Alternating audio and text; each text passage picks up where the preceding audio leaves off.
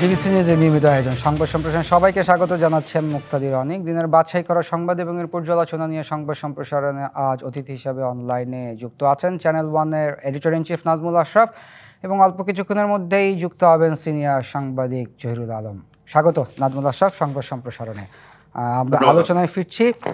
আপনি জানেন যে আজকে বিএনপির পক্ষ থেকে একটি অভিযোগ করা হয়েছে দেশের রাজনৈতিক সংকট তৈরি করছে এই বর্তমান অন্তর্বর্তী সরকার ও ঐক্যমত কমিশন। আমি এই বক্তব্যের সাথে একমত, কারণ পরিস্থিতি যা তৈরি হয়েছে এবং নির্বাচন, জুলাই সনদ, গণভোট, এগুলো নিয়ে যে সংকটটা তৈরি হলো, এর পেছনে মূলত জাতীয় ঐক্যমত্য কমিশনই দায়ী।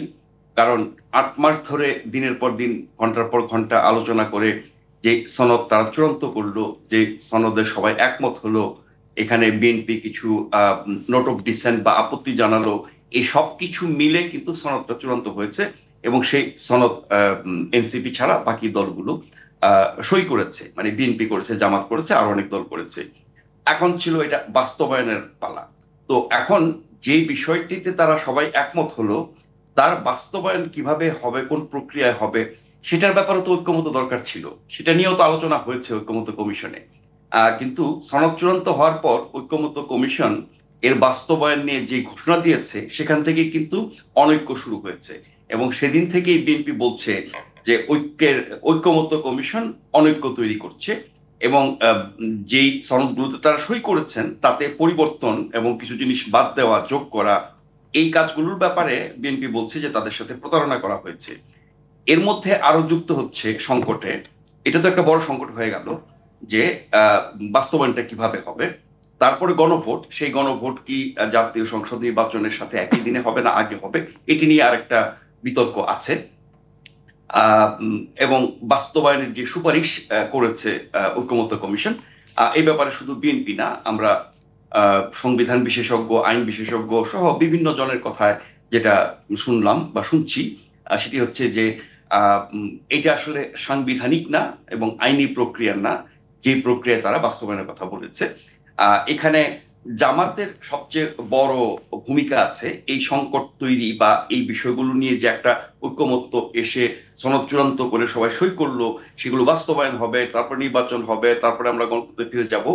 এই পথটাকে জটিল করার ক্ষেত্রে জামাতের বড় ভূমিকা আছে। সেটা কিরকম? প্রথম কথা হচ্ছে কি যে এই গণভোটটা নভেম্বরে করার ব্যাপারে তারা মাঠে নেমেছে এবং আন্দোলন করছে। নাজমুল সাহেব, একটু ইন্টারাপ্ট করি আপনাকে। ধরেন এই জুলাই সনদ নিয়ে সবচেয়ে বেশি যে সোচ্চার ছিল ছাত্ররা, যে ছাত্রদের নেতৃত্বে যেই রাজনৈতিক দলটি গঠন হয়েছে এনসিপি, তারাই তো জুলাই সনদে আসলে সই করেননি। এবং আমরা একটা সময় দেখেছি যে প্রধান উপদেষ্টা বলতেন যে ছাত্ররাই আমাকে বসিয়েছেন, কিন্তু সেই ছাত্ররাই আসলে জুলাই সনদে সই করলেন না এখন পর্যন্ত। না, এনসিপির এই অবস্থানটা যৌক্তিক, কারণ যে বিষয়গুলো নিয়ে সবাই একমত হলো তার বাস্তবায়ন নিয়েও একমত হওয়া দরকার ছিল। সেই বাস্তবায়নের বিষয়টা না রেখে সনদ চূড়ান্ত করে সই করে ফেলা, সেই জায়গাটায় এনসিপি আপত্তি জানিয়েছে এবং তারা বলছে যে এর আইনি ভিত্তি কি হবে সেটা নিশ্চিত না করে, যদিও তারা আইনি ভিত্তিতে আর একরকমের পথ বাতলেছে, কিন্তু বিএনপি যেটা বলছে বা অন্য আরো অনেক দল বলছে যে এই সবাই মিলে যেটাতে ঐক্যমত হয়েছে সেটি আগামী সংসদে বাস্তবায়ন হবে, যারা নির্বাচিত হবে তারা করবে, এটা স্বাভাবিক প্রক্রিয়া। কিন্তু তার আগেই এর আইনি ভিত্তি নিশ্চিত করা যে দাবি এনসিপি, ঐক্যমত্য কমিশনের ঘোষণাটা অনেকটা সেই লাইনেরই। তারপরও কিন্তু এই এনসিপি, জুলাই অভ্যুত্থানের মূল শক্তি, নেতৃত্ব দিয়েছে তারাও কিন্তু ঐক্যমত্য কমিশনের সাথে বিরোধিতা করছে এবং ঐক্যমত্য কমিশনকে নানানভাবে সমালোচনা করছে। তার মানে এই ঐক্যমত্য কমিশন তিনটি বড় শক্তি যদি বলি, বিএনপি, জামাত এবং এনসিপি, এই তিন পক্ষের বিরোধিতার মুখেই কিন্তু পড়েছে ঐক্যমত্য কমিশন।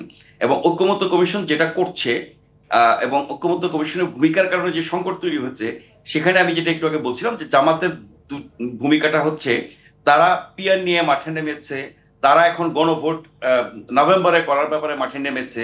তার মানে হচ্ছে নির্বাচনের পথটাকে আরো জটিল এবং কঠিন করার ক্ষেত্রে জামাতের এই অবস্থা। জি নাজমুল সাহেব, আমরা আপনার কাছে ফিরবো।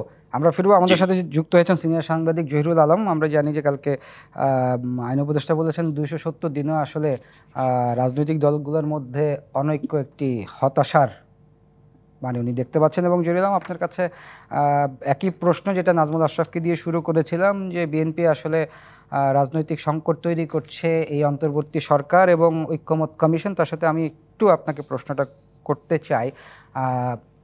আমরা প্রধান উপদেষ্টার কাছ থেকে শুনেছিলাম যে ইতিহাসের শ্রেষ্ঠ নির্বাচন আমরা দেখতে পাবো এবং সেই শ্রেষ্ঠ নির্বাচন আস্তে আস্তে চ্যালেঞ্জিংয়ের মুখে এবং সংঘাতের আশঙ্কাও তিনি করছেন। জহিরুল আলম।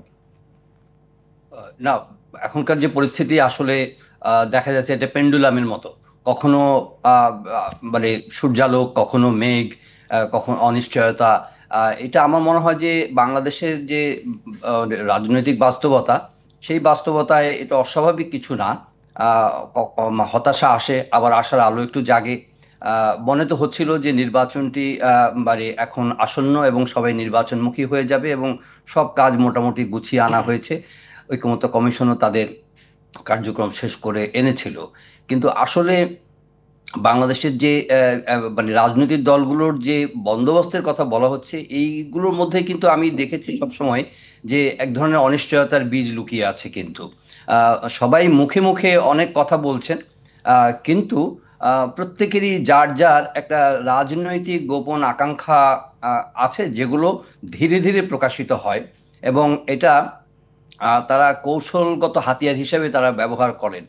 এখন যখন প্রধান উপদেষ্টা নির্বাচনের কথা বারবারই বলছেন, শ্রেষ্ঠ নির্বাচনের কথা বলছেন, একই সঙ্গে অন্তর্বর্তী সরকারের নানা কার্যক্রম বা ভূমিকাও কিন্তু আপনার বাধা হিসাবে বা হার্ডল হিসাবে মানে দেখা যায়। আপনি জুলাই সনদের কথা বলছেন, এখানে এনসিপি একটা প্রধান স্টেক হোল্ডার, কিন্তু এটা স্বাক্ষরের জন্য সব ধরনের আয়োজন চূড়ান্ত করলো, কিন্তু এনসিপিকে মানে এই অনবোর্ড না করে, এনসিপির পার্টিসিপেশন, এনসিপির স্বাক্ষরের বিষয়টি নিশ্চিত না করে কি এই ধরনের একটি স্বাক্ষর অনুষ্ঠান আয়োজনের কোনো যৌক্তিকতা কি? তার মানে হচ্ছে যে এখানে সব কিছুর মধ্যে একটা একটা একটা মানে কি বলবো, যে একটা কৌশলগত পরিস্থিতি তৈরি করে রাখা অন্তর্বর্তী সরকারের উদ্দেশ্য কিনা, সেটা নিয়ে কিন্তু আমার মনে সংশয় এখনো কাটে নাই। কারণ আপনি দেখবেন যে তারা তো এনসিপির সঙ্গে, এনসিপি একটা প্রায়োরিটাইজ দল।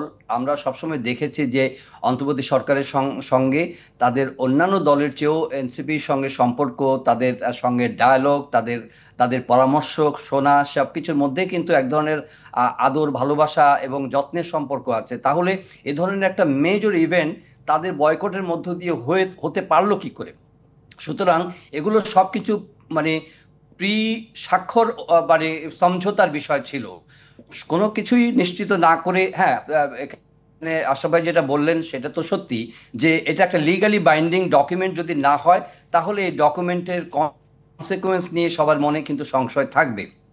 সুতরাং সেটাকে সেই আলোচনার জন্য তো আরও 1 সপ্তাহ, 10 দিন, 15 দিন, যতই যা সময় লাগুক না কেন, স্বাক্ষরের আগে সে বিষয়ে একটা সমঝোতায় উপনীত হওয়া প্রয়োজন ছিল। এখন যে আলোচনাটা হচ্ছে, তার মানে 270 দিনের যে একটা বিশাল একটা মানে আলোচনাযোগ্য, এটা তো একটা ফিউটাইল, একটা কি বলবো, অকার্যকর, অর্থহীন একটা মানে এক্সারসাইজে অনুশীলনে পরিণত হয়েছে। তো এটা কেন করা হয়েছে? এটা করা হয়েছে ধারণা প্রসূত। এটা আমার কাছে মনে হয় যে এক ধরনের সময় ক্ষেপণের একটা কৌশল হতে পারে। দেখেন, নির্বাচনটি এত কাছাকাছি সময়, তারপরে কি করে দলগুলো বলতে পারে যে নাও হতে পারে নির্বাচন?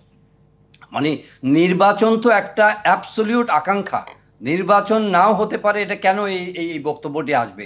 নির্বাচনের সঙ্গে মানে অন্য কিছুকে কন্ডিশনাল করার অর্থ হচ্ছে কি নির্বাচনটাকে একটা বা মানে কি বলবো, যে একটা বার্টার, একটা ট্রেড অফ, একটা এক্সচেঞ্জের হাতিয়ার হিসেবে ব্যবহার করা। আমি মনে করি না বাংলাদেশে যে পরিমাণ অনিশ্চয়তা, যে পরিমাণ সংঘাত, যে পরিমাণ বিভক্তি এবং পতিত স্বৈরাচারের পরে যে আকাঙ্ক্ষা তৈরি হয়েছে গণতন্ত্রের উত্তরণের পথে, সেখানে নির্বাচনকে কোনো কিছুর মধ্যে শর্তযুক্ত করার দরকার উচিত হয় নাই। হ্যাঁ, আপনারা এত আলোচনা করলেন, তাহলে সমাধান কেন করতে পারলেন না? সমাধান তো আসলে হবে না, কারণ সমাধানটা ওইখানেই নিহিত আছে দলগুলোর স্বার্থ সিদ্ধি হচ্ছে কিনা। দলগুলো আগামী সংসদের পরে, নির্বাচনের পরে ক্ষমতার ভাগ কতটা এনশিওর করতে পারছে। এই ভাগ বাটোয়ারা বা এই ধরনের বন্টনের অবস্থায় যতক্ষণ পর্যন্ত তারা না যাবে, ছোট বড় যে দলের কথাই বলুন না কেন, আপনি রেঞ্জিং ফ্রম, আমি নাম উল্লেখ ওইভাবে করতে চাই না, প্রতিটা ক্ষুদ্র দল থেকে মাঝারি বৃহৎ প্রতিটা দলই এখন এমন একটা সময়ে উপনীত হয়েছে যে তারা তাদের একটা মওকা তৈরি হয়েছে বলে আমার কাছে ধারণা, যে তারা এই সময় যদি তাদের রাজনৈতিক স্বার্থ এবং রাজনৈতিক অংশগ্রহণ বা অংশীদারিত্ব, ক্ষমতা রাজনীতির কথা বলছি, সেখানে যতক্ষণ পর্যন্ত না তারা নিশ্চিত করতে না পারে ততক্ষণ পর্যন্ত তারা বাধা দিতে থাকবে, বিভিন্ন কৌশলগত বাধা দিতে থাকবে, যে এটা হলে এটা, এটা না হলে এটা। আপনি দেখেন যে হ্যাঁ, অন্তর্বর্তী সরকার জট ছোটানোর চেষ্টা করছে এবং হয়তোবা তারা একটা পলিসি, তারা একটা গাইডলাইন হয়তো দেবেন যে কিভাবে, যে গণভোটকে কেন্দ্র করে যে অনিশ্চয়তাটা, গণভোটের যে কেউ চাচ্ছে নির্বাচনের দিন, কেউ চাচ্ছে নভেম্বরের শেষে, কেউ চাচ্ছেন যে এটাকে কনফার্ম করে যে কোনো সময় বা গণপরিষদ নির্বাচনের আয়োজন করার জন্য যে শর্ত যুক্ত করছেন, সেখানে হয়তো বা একটা ওয়ে আউট দিবেন, কিন্তু তারা নিশ্চিতভাবে জানেন যে ওয়ে আউটে, ধরে নির্বাচনের দিনই গণভোট দেওয়া হলো, হয়তো তারা বিএনপির এই প্রস্তাবের সঙ্গে একমত হয়ে অন্য দলগুলোর সামনে এই প্রস্তাবনাটা যদি তারা দেন, কোনো দল যদি মনে করে যে না, আমরা আমাদের এই মানে কি বলবো, যে নেগোসিয়েশন ক্ষমতার মধ্যে, ধর এটা যদি আমরা নিশ্চিত করতে না পারি যে আমরা আগামী নির্বাচনে আমাদের অবস্থান কি হবে, আমাদের আসনের অবস্থা কি হবে, ক্ষমতার ভারসাম্যের মধ্যে আমরা কোথায় থাকবো, একদল অ্যাবসলিউট মেজরিটি চলে যাবে কিনা, সেগুলো যদি তারা নিশ্চিত করতে না পারে, তাহলে আগামী দিনে রাজনীতিতে এনসিপি যদি তাদের অবস্থান সুনিশ্চিত করতে না পারে, তারা যদি বুঝতে না পারে যে না, বিএনপি ক্ষমতা গেলে আমাদের কি হবে, জামাত যদি প্রধান বিরোধী দল হয় সেখানে তাদের অবস্থান কি হবে, আমি মনে করি এগুলোকে একটা কৌশলগত অবস্থান থেকে এই বাধাগুলো আসছে, এবং এই বাধাগুলো নিষ্পত্তির জন্য অন্তর্বর্তী সরকারেরও যে চেষ্টা, বা অন্তর্বর্তী সরকারের যে কি বলবো, যে অন্তর্গত যে সদিচ্ছা, সেটা নিয়ে আমি খুব একটা পরিষ্কার নই। কারণ অন্তর্বর্তী সরকার মুখে বলছে নির্বাচন কোনোভাবেই পেছানো সুযোগ নেই, নির্বাচন সময় মতোই হয়ে যাবে, কিন্তু দল যদি তাদেরই কোনো মানে কি বলবো, যে ফ্রেন্ডলি কোনো যদি বাধা আসে, তো সেগুলো তো অন্তর্বর্তী সরকার বলতেই পারে মুখে যে এগুলো তো আমাদের থেকে আসছে না, রাজনৈতিক দলগুলোর কাছ থেকে আসছে। সুতরাং রাজনৈতিক দলগুলোর কাছ থেকে যত বাধা আসবে সেগুলো সমাধানের জন্য তাদের কাজ করতে হবে। জি জহিরুল আলম, আমাদের একটা বিরতির সময় হয়েছে, আমরা বিরতি থেকে ফিরে এসে আলোচনা করছি। প্রিয় দর্শক, সংবাদ সম্প্রসারণ একটি বিরতির সময় হলো, সঙ্গেই থাকুন। বিরতির পর আবারও স্বাগত সংবাদ সম্প্রসারণ। আমাদের সাথে অনলাইনে যুক্ত আছেন চ্যানেল ওয়ানের editor in chief Nazmul Ashraf এবং সিনিয়র সাংবাদিক জহিরুল আলম। নাজমুল আশরাফ, আজকে প্রেস সচিবের একটা কথা আমরা শুনতে পেয়েছি যে গণভোটের বিষয়ে খুব তাড়াতাড়ি সিদ্ধান্ত নেবে প্রধান উপদেষ্টা, কিন্তু নির্বাচন ফেব্রুয়ারিতেই হবে। এবং আমি একটু প্রশ্ন করতে চাই যে মানে এই ব্যাপারটা যদি আসলে প্রধান উপদেষ্টার সিদ্ধান্তই হয় এবং ঐক্যমত্য কমিশন আসলে 270 দিনেও একটা জায়গায় পৌঁছাইতে পারলো না রাজনৈতিক দলগুলোকে, অনেকে প্রশ্ন করেন যে দিদেন আওয়ামী লীগ গভর্নমেন্টের সময় অনেক কিছু আসলে বলতো যে এটা প্রধানমন্ত্রী ঠিক করবেন। ঠিক না, ডক্টর মোহাম্মদ ইউনূস এবং তার প্রেস সচিব দুজনই অনেকদিন ধরেই বলে আসছেন যে যে কোনো মূল্যে নির্বাচন ফেব্রুয়ারিতেই হবে, এটা কেউ ঠেকাতে পারবে না, পৃথিবীর কোনো শক্তি নাই এটা ঠেকাবে, ফেব্রুয়ারিতে নির্বাচন হবে। তাদের কথায় আশ্বস্ত হয়েই তো রাজনৈতিক দলগুলো সেভাবে আগাচ্ছে, প্রস্তুতি নিচ্ছে, জনগণও তাদের মনস্তত্ত্ব তৈরি করছে নির্বাচনে যাওয়ার জন্য, ভোট দেওয়ার জন্য, এবং নির্বাচনের মাধ্যমে একটি রাজনৈতিক নির্বাচিত জনগণের স্থিতিশীল স্থায়ী সরকার আসবে, সেই প্রত্যাশা মানুষ করেছে। কিন্তু আপনি বলছেন যে যে কোনো মূল্যে ফেব্রুয়ারিতে নির্বাচন হবে, অথচ আপনার কর্মকাণ্ড, আপনার সিদ্ধান্ত সেই নির্বাচনকে প্রতিনিয়ত অনিশ্চিত করছে। দ্বিতীয়ত, আপনি বলছেন যে ইতিহাসে সেরা নির্বাচন দেবেন, এখন পর্যন্ত আপনার কোনো কাজে কর্মে কথাবার্তায় সিদ্ধান্তে আমরা সেই আস্থা রাখতে পারছি না যে আপনি সেরা নির্বাচনটা করবেন।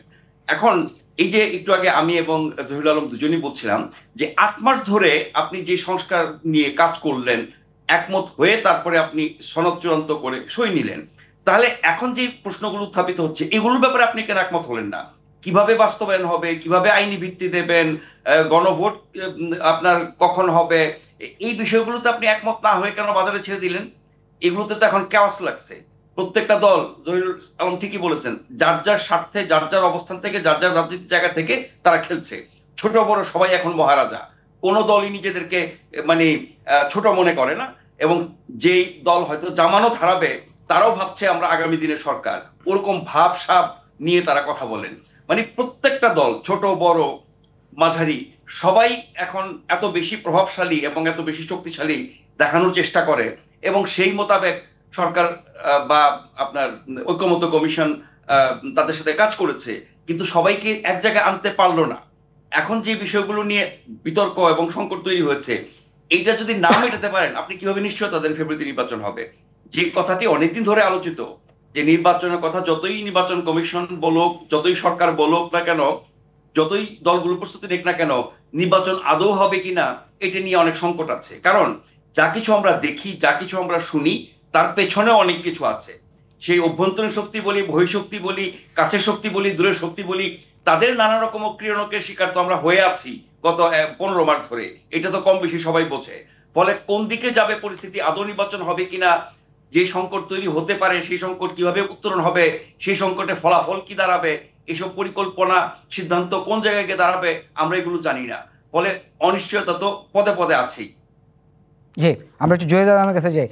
যেটা নাজমুল আশরাফ বলছিলেন, অনিশ্চয়তা পদে পদেই আছেন, এবং আপনি জানেন যে আজকে জামায়াত বলছে যে বিএনপির বর্তমান ভূমিকায় ফেব্রুয়ারির যে ভোট সেটা ঝুঁকিতে। না, জহিরুল আলম। বিএনপির, জি নিশ্চয়ই, এই কথাই তো আমরা মানে আগের পর্বেও আলোচনা করেছি যে প্রত্যেকেই মনে করছে যে তাদের স্বার্থটাকে মানে তারা সমুন্নত রাখার চেষ্টা করছে, তাদের কথাটা, তাদের শর্তটা, তাদের চিন্তাটা, এটা ওই ওই আকাঙ্ক্ষাকে কেন্দ্র করে যে নির্বাচন এবং নির্বাচন পরবর্তী যে ক্ষমতা কাঠামো, সেই ক্ষমতা কাঠামোর মধ্যে কে কাকে কিভাবে দেখতে চায়।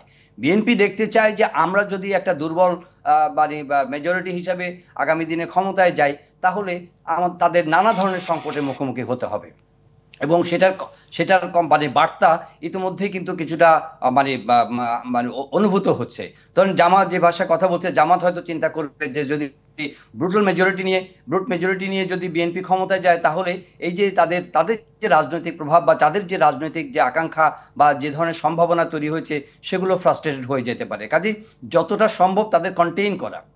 এবং জামাতের মধ্যেও কিন্তু একটা মানে সাম্প্রতিক সময়ে যে নির্বাচনগুলো, শিক্ষা প্রতিষ্ঠান কেন্দ্রিক যে নির্বাচনগুলো হয়েছে, বা ওভারঅল যে ইনফ্লুয়েন্স, প্রশাসন বলেন, ল এনফোর্সিং এজেন্সিস বলেন, জুডিশিয়ারি বলেন, এডুকেশন ইনস্টিটিউশন বলেন, প্রত্যেকটা ক্ষেত্রে তাদেরও যে পরিমাণ একটা মানে প্রচ্ছন্ন প্রভাবের মানে বিষয়টি আলোচনায় আসছে এবং সেটা অনুভূত হচ্ছে, সেটার প্রেক্ষিতে জামাতও কিন্তু অনেকটা উচ্চাভিলাষী, এবং তারাও কিন্তু সামনের দিনে তাদের যে নির্বাচন পরবর্তী ক্ষমতা কাঠামোতে তারা কি অবস্থানে থাকবে, এবং কখনো কখনো তো এরকম আলোচনা হয়ে যায় যে তারা এমন কোনো মেরাকল কিছু করে ফেলতে পারে, লাইক দি বা ইউনিভার্সিটি ছাত্র সংসদ নির্বাচনগুলোর মতো। এই আলোচনাগুলো প্রত্যেককেই অতি মাত্রায় সতর্ক এবং খুবই কৌশলী করে তুলেছে। সুতরাং কেউ কাউকে এই সনদকে কেন্দ্র করে কেউ কাউকে ছাড় দিতে চাইছে না, কিন্তু সনদের এই ছাড় দেওয়া না দেওয়ার ইস্যুকে কেন্দ্র করে যদি নির্বাচন ফ্রাস্ট্রেট হয়ে যায়, নির্বাচন অনিশ্চিত হয়ে যায়, এই ঝুঁকিটা বাংলাদেশের রাজনৈতিক ভবিষ্যতের জন্য অনেকটা অনেকটা কঠিন এবং জটিল হয়ে পড়বে, সেটা সবাই বুঝছে। এবং এখানে শুধুমাত্র রাজনৈতিক দলগুলোই যে একমাত্র স্টেক হোল্ডার সেটা মনে হচ্ছে না। আশরাফ ভাই যে ইঙ্গিতটা দিয়েছেন, কাছের দূরের ভেতরের নানা কিছু বিষয় প্রত্যেকে এখানে সক্রিয় রয়েছে, যে বাংলাদেশকে কিভাবে তারা দেখতে চায়, বাংলাদেশের। আমরা একদম শেষ পর্যায়ে, তার আগে আমি দুইজনের কাছে একটি প্রশ্ন রাখি। ক্রিটিকরা বা নেটিজেনরা একটা কথা বলেন, যারা এই মুহূর্তে যেসব রাজনৈতিক দলগুলা আসলে ক্ষমতা ভোগ করছেন বা এম্পাওয়ার্ড কোনো না কোনোভাবে, আসলে তারাই আসলে নির্বাচনটাকে বিলম্বিত করার একটা চেষ্টা করছেন। ক্রিটিকরা বলেন, নেটিজেনরা বলেন। Not very unlikely. নির্বাচন যদি ইমিডিয়েট নির্বাচন হয়ে যায়, তাহলে তো ধরেন একটা ফয়সালা হয়ে গেল। আর যদি নির্বাচন কোনোভাবে ফ্রাস্ট্রেট হয়ে যায়, তাহলে যে প্রভাব প্রতিপত্তি, যে ধরনের অবস্থান তারা ইতিমধ্যে তৈরি করেছে এবং সেটা সুফল তারা ভোগ করতে শুরু করেছে, সেটাকে যতটা লেনদেনিং করা যায়, যতটা ফার্দারিং করা যায়, যতটা দীর্ঘায়িত করা যায়, তাতে তারা আরো সুসংহত হবে এবং তারা ভবিষ্যতের জন্য নিজেদেরকে আরো প্রস্তুতি নিয়ে এগোতে পারবে। নাজমুল আশরাফের কাছে শুনবো। আলোচনা আছে, নিশ্চয়ই এরকম আলোচনা আছে। বহুদিন ধরে বলে আসছি যে নির্বাচন না হলে পরে যাদের লাভ, এই মুহূর্তে যারা সরকারের থেকেও না থেকেও সরকারে আছে, ক্ষমতা, প্রভাব, প্রতিপত্তি সবকিছু অনেক বেশি, সরকারের উপর খবরদারি বেশি, তারাই লাভবান হবে, তারাই চায় নির্বাচন না হোক। এবং সেই চাওয়াটা যদি কোনো মানে অপশক্তির চাওয়া হয়ে থাকে ভিতরে এবং বাইরের, তাহলে ওদের সাথে মিলে যাবে, এবং সেই লাইনেই কি সরকার এবং ঐক্যমত্য কমিশন আগাচ্ছে? তাদের সাম্প্রতিক কর্মকাণ্ড তো তাই মনে হয়। ডক্টর ইউনূস বলেছেন যে নির্বাচনের উপর বড় ধরনের আঘাত আসতে পারে। উনি সরকার প্রধান হয়ে যদি এই আঘাতের আশঙ্কা করেন, তাহলে সেটা কেন মোকাবেলা করছেন না সবাইকে নিয়ে? কেন জাতির সামনে তুলে ধরছেন না যে নির্বাচনের উপর এই ধরনের আঘাত আসতে পারে, এই শক্তির আঘাত আসতে পারে, সেই শক্তিটা কে, তাদেরকে কিভাবে মোকাবেলা এবং প্রতিহত করতে হবে, সেগুলোর জন্য সবাইকে নিয়ে আলোচনা করা দরকার। তো তো এইসব উল্টাপাল্টা কথা বলা, উল্টাপাল্টা সিদ্ধান্ত এবং কাজকর্ম করা মানে হচ্ছে অনিশ্চয়তার দিকে কি সরকার জি, নিজেরাই অবদান আমাদের রাখছে শেষ কিনা, করতে সেই হচ্ছে। প্রশ্ন কিন্তু আসতেই নাজমুল পারে। আশরাফ, ধন্যবাদ। নাজমুল আশরাফ, ধন্যবাদ। জহিরুল আলম। প্রিয় দর্শক, এই ছিল সংবাদ সম্প্রসারণে। ডিবিসির সঙ্গেই থাকুন।